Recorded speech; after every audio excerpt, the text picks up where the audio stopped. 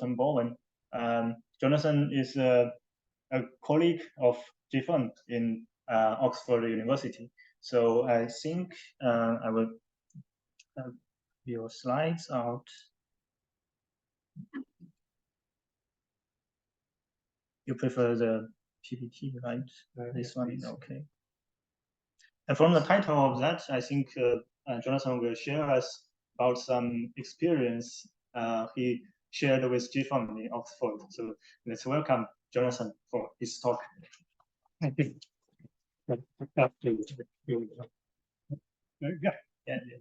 Thank you very much.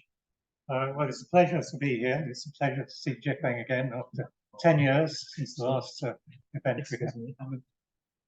Please to share again this one.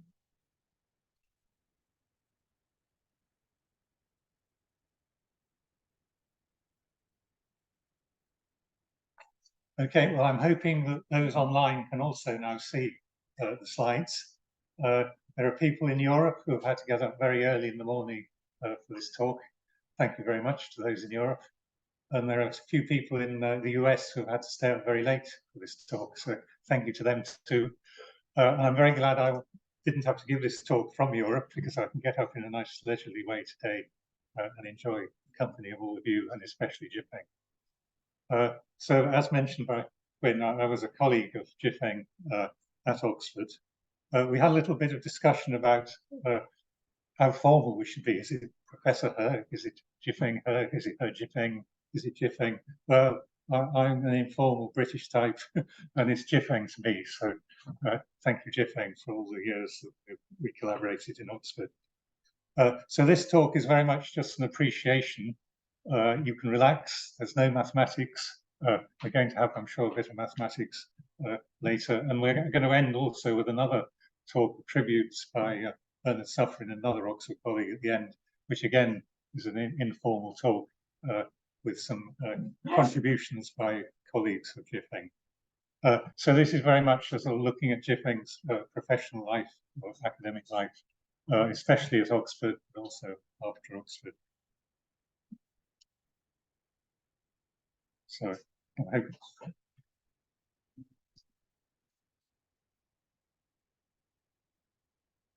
Does this work? Yes. Okay. Well, this is just a slide I often use when talking about people's life, because so Socrates said that an unexamined life is not worth living. And I think for Jifeng, it's an examined life, and it's been very well worth living. I'm hoping that Chinese translation is correct. It was automated, but it's been checked by a Chinese person who says it's correct. And of course, as a classical scholar, I know the Greek is correct. No. I think he didn't develop it. No, no. So yeah, well, he did have a few problems at the end, as we may know. Yes. Anyway, yes. So Jifeng, we have no end date yet. You'll be very glad to hear. So there's a dot there. So this is just where Jifeng has been over his academic career. So he studied at Fudan University in Shanghai originally. He actually started at East China Normal University in 1965. So he's been associated with that university for a very long time. But I put a little dot there because in 1983, he was, I guess, captured by Tony Hoare and brought to Oxford, and he stayed there, as you can see, for over a decade and a half or so. And we'll talk a lot about that in a moment. But after that, he came back first to Macau at Una Vista United Nations University, then back to East China Normal University in Shanghai. He's also in the Chinese Academy of Sciences, which is a great honor. And currently he's now at Tongji University in Shanghai. So that, yes, you can see a couple of photos there. Unfortunately, the top one's hidden, but that's him aged about 40. We've now got Jifeng aged about 80. Well, the only difference I can see is he's got a better pair of glasses now. Obviously, afford to get some better. Basically, yeah. Well, actually, we will see it again in a moment with the glasses. Yes. I looked for some historic photos of Fudan University, which I don't know, but also East China Normal University. So I actually saw this nice building this morning. Walked past. It's the Intellect building, built in 1930. So hopefully there when Jifeng was there. So Jifeng did have a life before Oxford and formal methods. So this was one of his projects he did actually in China, working on a processing system to produce a paperless office. So it's one of 38 research projects that was being organized at the time. So it's the first Chinese character relational database system. So it was already doing firsts then. And he won prizes and so on. These are a couple of prizes he won later. But by that time, he was already in Oxford. So, so those of you who know the Programming Research Group and the Oxford University Computing Lab, you probably recognise this. This is at 11 Keble Road, the old entrance. Now there's a new building round the back, which is the main entrance. It's also changed its name to Department of Computer Science. I think that's all Bill. That's Bill's photos. He got in before me. I'm afraid I'm old school. I rather like the. I can tell the story about that. I was the head of department for 11 years, 2003 and 2014, and it became apparent that the department was really well known outside Oxford, but of course, within the exchange named that, but also really, within the exchange for internal purposes, we all knew what we were. What was apparent was that nobody in Oxford outside of the department knew we had a department. And so I thought it was not to change the thing. Okay, for marketing, local marketing, yes. Ex-department colleagues. Okay. And it worked really well. Fair enough. Yes. Sounds like a reasonable reason. Anyway, this is where he worked with Tony Ho extensively in the Programming Research Group, as it then was, PRG. Especially, well, he initially worked with Tony and Jeff Sanders, who we're going to hear later. I worked with him mostly on the Procos project, which was one of the European projects at the time, improved the correct system. So if you'll indulge me, I'll tell you a little bit about that. But I guess his great work was really came after that with the unifying theories of programming. But it sort of came out of the Procos project. Tony and he worked on that afterwards. So this is a nice historic photo. I did actually show this photo set 10 years ago, but I've slightly adjusted it this time. So this is the Oxford University Computing Lab. So it's both PRG and the numerical analysis group in 1986. So almost 40 years ago. So I'm afraid a few people are going to be appear. One of them might guess who's going to appear. But anyway, this is Tony Ho in the middle, very rightly so, who was leading us at the time. This is Bernard Suffren, who is going to give a talk at the end of today with some tributes. So he was already at PRG when Jifeng arrived. He arrived 10 years with me in 1978. Okay, right, well, there you go. I only joined in 1985, so Bill will fill in anything pretty much as needed. And this is Jim Woodcock, who I think arrived, may have been a year later, around my time, mid-80s anyway. He was certainly early 80s. Yeah, yes, yeah. No, he was, I think he was about 85. Yes, well, I think he was about the same time as me. So, yeah. So this is Jifeng. You can see the glasses now. So much well done to your oculist. Yes. And there's Jeff Sanders, who he collaborated with extensively with Tony as well in the 80s. Is now in South Africa. He will be giving a talk that is recorded. Sadly, there's a lot of power cuts in South Africa at the moment. Oh, there we go. They're looking the same as ever. The only thing that's changed is the colour of the hair. Apart from that, you wouldn't know. Yeah. And well, there's me. I've done a nice small picture of me, so you can't compare me too much. But actually, that's my. Alice has changed. Yes, so Alice there was the only baby to appear on this picture. She is now an academic at Manchester University, a lecturer in chemistry. and was at Oxford, studied at Oxford, and had a Royal Society Fellowship. Is now on her academic career, doing very well. I have this photograph pinned up ever since.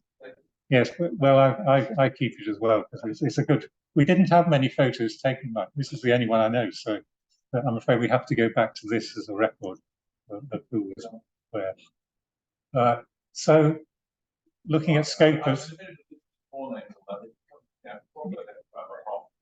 Well, perhaps we should go through it. Yes, it would be good to try and identify. I mean, I know more than it.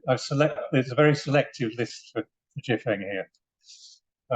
So Scopus obviously lists the papers for any academic, where you typically look.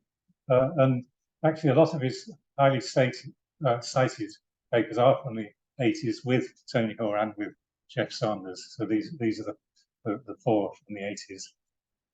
Obviously, he's got some in the 90s and the 2000s as well. But he was very productive in the 80s, certainly in terms of highly cited papers. And yes, this is a slight repeat, but this is just to show the previous one we just was introducing the cast. This one is going to show how the cast was related to each other. So we've got a little relational database here. There's going to be some arrows coming up. So there's Jifeng, the centre of it all, of course. So the initial collaboration was really between Tony Hoare and Jeff Sanders, looking at data refinement. Some of those papers you've just seen collaborated between them. Then the next collaboration was a much bigger one on laws of programming, including Bill. Although Bill can correct me, but Tony claims he puts everyone's name on the paper to make sure they didn't disagree with him. So you can tell me if that's true or not. Tell me a story about my law. Okay, well, I don't. Is it a long one, or should we leave it till later? Pretty short. Okay, well, we've got an extra few minutes because we started early. The thing was that at the same time, I was working for Right. And I sat down and used this algebraic math for by turning people who all want programming. Yes. And quite a lot of that was plagiarized. Yeah. It was a logic programming program. So yes. I got my name on it for that reason. Yes, okay. Yeah, yes, okay. but was it who decided he put your name on it? Yes, okay. Yes, you didn't get a choice. No, okay. Yes, well, I've heard stories that match that, yes, for other authors.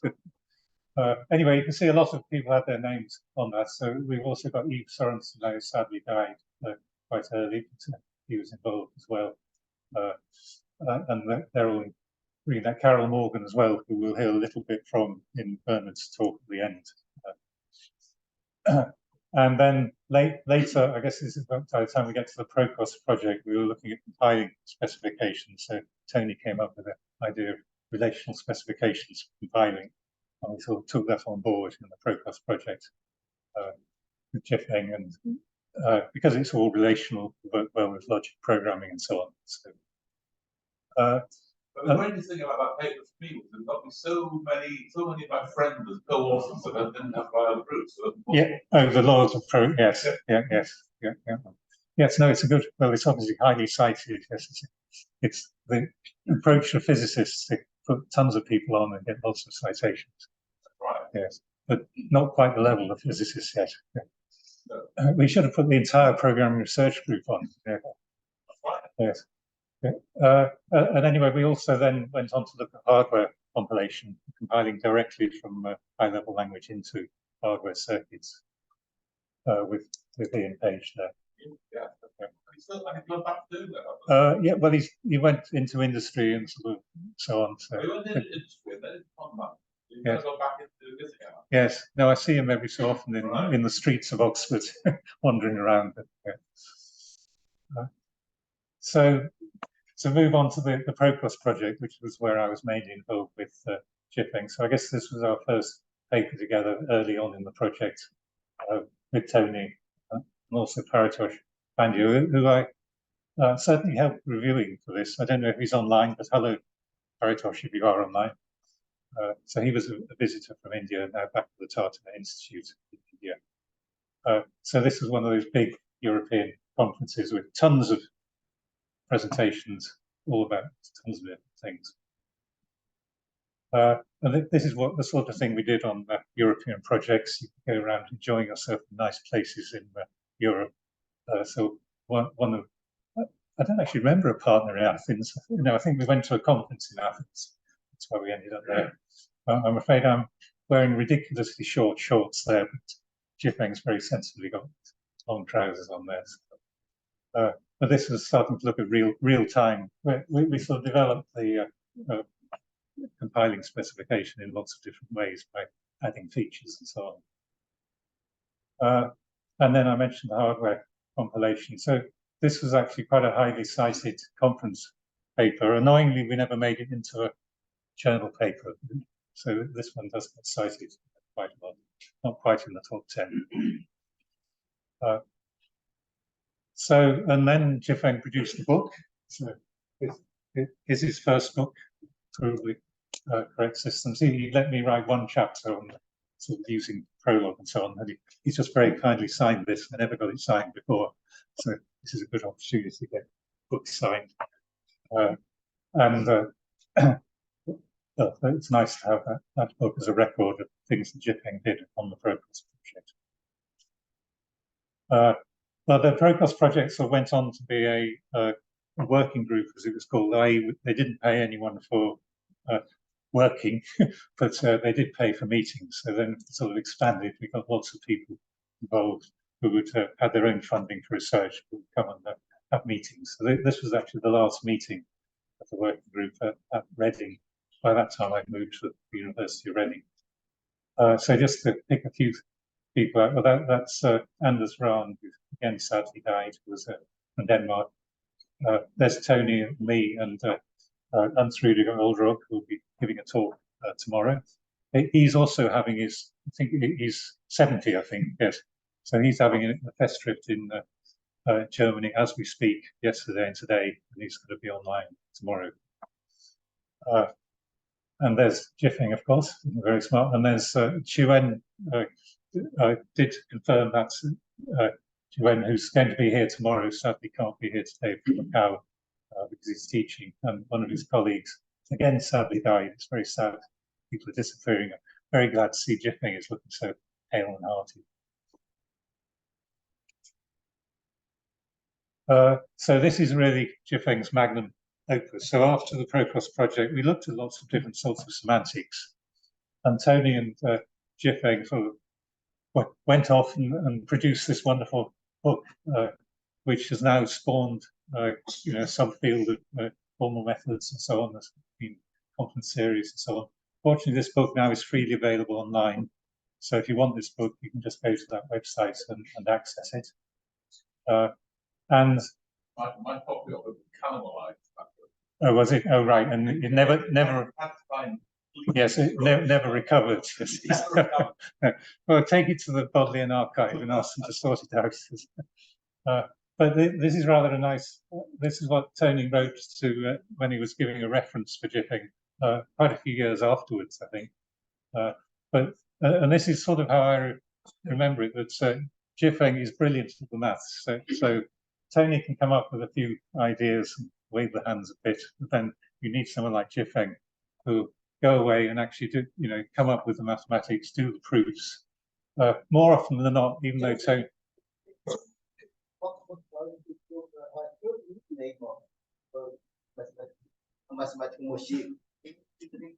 Sorry, Jifeng was nicknamed as the mathematical machine. Well, I don't remember that. Yes, it's certainly true, but I don't remember the name. No. Yes. No. Well, you better tell us more later. But yes, no, I don't remember it. But Jifeng could go away and tell Tony, yes, that's a good idea, or no, you're wrong. Frankly, that is the art of booking. Yeah, exactly. But without that, this book would have never happened. I think this should have been Jifeng and Tony Hall, really. It's like the Lennon and McCartney ordering. I mean, Jifeng really did the meat for this book. As Tony says there, he wrote the English prose with it and gave Jifeng some ideas. But anyway, it's nice to have this quote now, and actually Tony confirms what actually happened during this. I mean, this is what I suspected happened, but I've never seen it written down anywhere. So,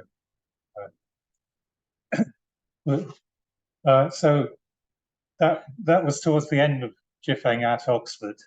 So post Oxford, he went to University of Macau, and we've got Dinas here, who's the founding director of Macau. I hope the pictures are right, Dinas. At the time, Zhou Qiaoqian was the director, and I visited. So during the time that Jifeng was there, I visited, did some more work on, I think, hardware compilation things. Jiming Li was there at the time. I can't. What about the year, right? 2005. What for Jifeng? Yeah. You'll confirm. I went there for 2, I worked for 3. Okay. For 3 years. Okay. Well, we can correct it. Yes. So yes, he worked on ARCOS, which I'm sure we're going to hear about later on in this session with Jifeng. Also, Rebecca was a visiting student at the time, then did his PhD with me at London South Bank in the UK, and is now an academic at East China Normal University. So at this point, I said I'd hand over to Bria. So if you'd like to stand up, and he's just going to say a few words on what Jifeng did at East China Normal University. Here's a couple of pictures of Jifeng in his office and on the campus. You just stand there. Okay. It's the microphone. Maybe You need the microphone for people Okay. elsewhere. Stand here. Yes. Oh, okay. If you want to walk around, you can have Okay, it's enough. Yeah. Easily. Next slide. Oh, right. Okay. So I would like to say something about Professor He Jifeng's contribution at East China Normal University. Then here I only use one slide for short. If I talk more, then the whole afternoon, maybe I cannot finish it. So I only use these two pictures to mention Jifeng's great contribution to East China Normal University. So in 2002, he set up the Software Engineering Institute. At that time, there are only 5 academic staffs. Now we have over 100 academic staffs. So I use this software engineering subject ranking. So the highest ranking is A+. The East China Normal University has got A, the rank A for the software engineering subject. So next, I use this picture to show Jifeng's contribution. So in 2013, so Jifeng received the award of Shanghai Education Hero. This I just translate from Chinese. Maybe Shanghai Hero for Education. So in the Chinese one words, it mentions Jifeng's contribution. So next slide, Jonathan translated it in English for Jifeng's Shanghai Hero for Education Award. Yes, so you can. Okay. Yes. So this is a poster that was in Shanghai. So like 10 years ago, we had the nice 70th celebration for Jifeng. And I was just wandering down a walkway in Shanghai. And what do I see? This huge poster in the walkway with Jifeng on it. I had no idea it was there, with lots of Chinese that I obviously couldn't read. But yes, this was for his Educational Hero Award. So I've done a little, for those of you who can't read the Chinese, especially those online, that's the English translation. But just appreciating Jifeng's contribution to education as well as research. But I mean, just as a point, I couldn't imagine this happening in the UK, for instance. Computer science is being put on maybe the underground or something. It just doesn't happen. So that's a nice feature here, I think. That in my first trip to CP 2 years earlier, I came to appreciate the very different social status of the scientists. Yeah, yes, well, you can see it, yes. As opposed to Yeah. much more. Yeah, yes. Yeah. Well, this is a very good, I think, example of it. Yeah. So I'll push for one post-review. So, as I mentioned, that was the time of the 70th Festschrift. So we had a similar book. You notice this is now a series. This was the first in the series. We've just published the second in the series here, which looks very similar. And this was published in the spring at LNCS. There's some Jifeng talking at it and some people in the audience. There's Jean-Raymond Abriel there on the right in the audience, and I think that's yes, Andrew. You're there. Yes, yeah. There's two pictures of you. Yes, there you go. Yeah, yeah. So he'll be speaking shortly as well. So various people who are here today. Sadly, Jean-Raymond Abriel, I think, is not so well now. So, as I said, UTP book really spawned the whole field or subfield of computer science, and certainly of formal methods, and certainly also a whole series of symposia. And I guess I'll pick out, it started in 2006, so a few years after the book itself. But I was at the UTP 2016 with who were, and so we edited that particular proceedings. And the nice thing about that particular meeting was both Tony and Jifeng were keynote speakers, so it was a good joining up of Tony and Jifeng again.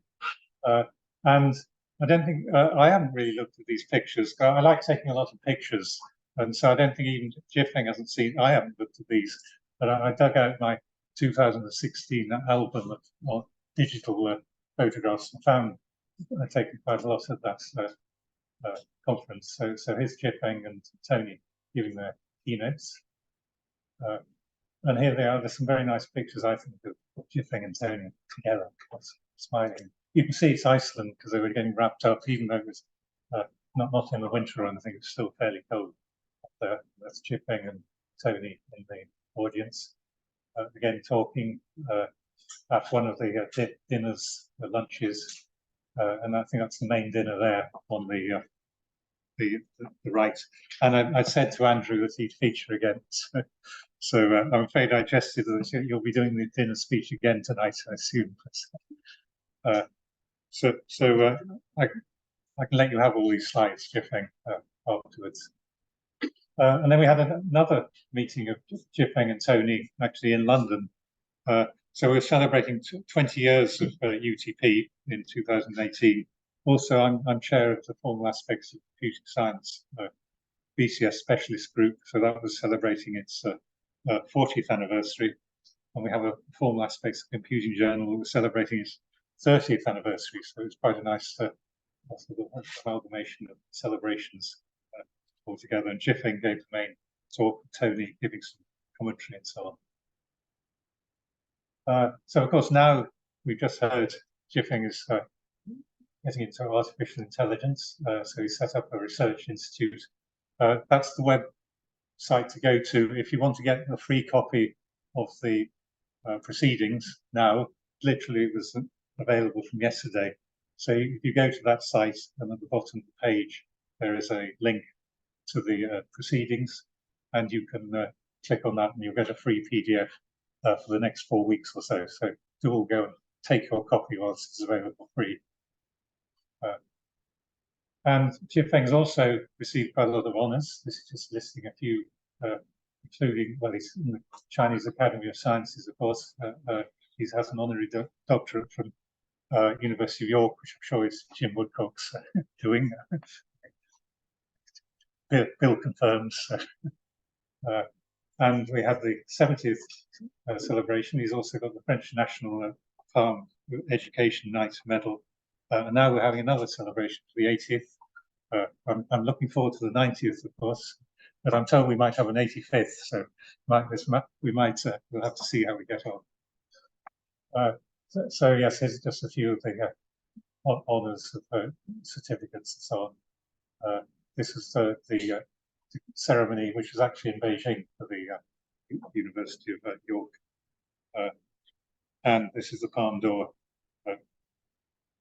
National Palm Education Knight Medal, again in Shanghai. And well, Jifeng had a nice birthday party, which I sadly couldn't go to, which would have been nice. But he asked for videos of people, and they obviously had this amazingly large screen. So I'm sorry that I'm dominating this picture, but I thought I'd do a little video of memories for Jifeng of around where we used to work, Keble Road. So that again is the front entrance of Keble Road, 11 Keble Road. And here's the current Festschrift. And well, I thought it was very nice to, this is a wonderful historic building in the French concession area. This picture is available free online. There's not much available in English on this. It's a gem in Shanghai. You should know about it more in the West. So I've done a Wikipedia page for it. So hopefully people are going to know about this hall a lot more in the future. And I've taken a lot more pictures. So one thing we like to do in Britain, this is just a sort of epilogue to this talk, is we like blue plaques. It's not yet one for Bill. Or, I think you normally have to have died to get your blue plaque. Yes, officially. But very close to where I live, the same street where Jim Woodcock used to live, there's a blue plaque to a Chinese person, Jiang He, who was an author, poet, and so on, and calligrapher. Wrote Silent Traveller in Oxford, and he did nice pictures. That's the front cover of my copy. My father had this book and gave it to me. And I've actually now, that picture in the middle, I've actually managed to buy the original of it. It came up in auction in Oxford recently. But there aren't many Chinese actually with blue plaques, so it's nice to have this so close here in Oxford. And I've got you a copy. If you don't have this book, Jifeng, you do now, because I brought a copy for you. Hopefully it'll give you some memories of Oxford. It was written in 1944, so when you were 1 year old. So I think you really ought to get for one Spooner on 11 Keble Road. Yeah. Well, I'm coming on to Keble Road. So yes, you're ahead of me. It's back. So if you walk down Keble Road, just a few doors down at 3 Keble Road, you'll find another blue plaque. Okay, so this person isn't Chinese, he's Scottish, but he was the first professor of Chinese at Oxford. He was a missionary in China, obviously visited China a lot. And so he has a very nice blue plaque there. He normally says, what they did. He's a missionary and sinologist and so on, translated a lot of Chinese books and so on. So there's, as you can see, there's the nice Gothic style door there, just like we had at 11 Keble Road. So, we need a blue plaque in 11 Keble Road, obviously. So it's going to be some professor, isn't it? Bill's hoping it's him. Well, I was saying that Paul Spooner, yeah. Oh, okay. Was he in? Yeah, well, yes. Was he in Keble? He lived in that house. Which one? 11. Oh, right. Yeah, well, yes, he definitely. We'll organise that. Yes. Anyway, there isn't a blue plaque at the moment, so this is my blue plaque for Jifeng, the computer scientist and unifier of series of programming. Probably but not yet. Not yet. No. Yes, probably not yet. But anyway, the wording has been done. It's all ready. We just need to go and see the authorities and sort it out. So, thank you, Jifeng. So, happy birthday, Jifeng. It's been wonderful working with you all these years. I hope we can stay in touch, and I hope to be back in Shanghai. This is just another favorite quote of mine from Einstein for research, although I'm told by an Einstein expert it's apocryphal. Most of those quotes by Einstein weren't said by Einstein, but it's a nice quote anyway. So thank you, Jifeng, and thank you for listening.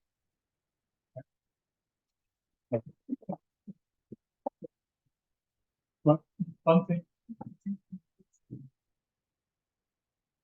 You want to do? Yeah. Yes. Okay. So yeah, because we started early, we've got time for a few little presentations. Kelly can come back because you get the first presentation. So thank you very much for organising. Okay, Kelly has been the local person telling us all what to do so on. So yes. So yes, I'm trying to offload a lot of things.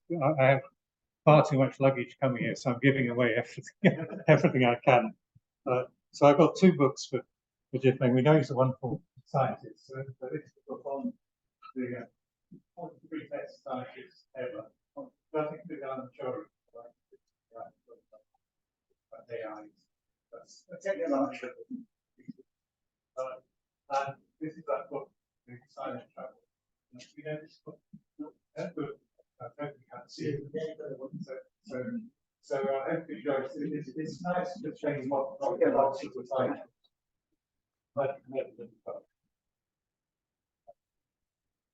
One picture. Do it. I take this. Okay, you do the silent travel.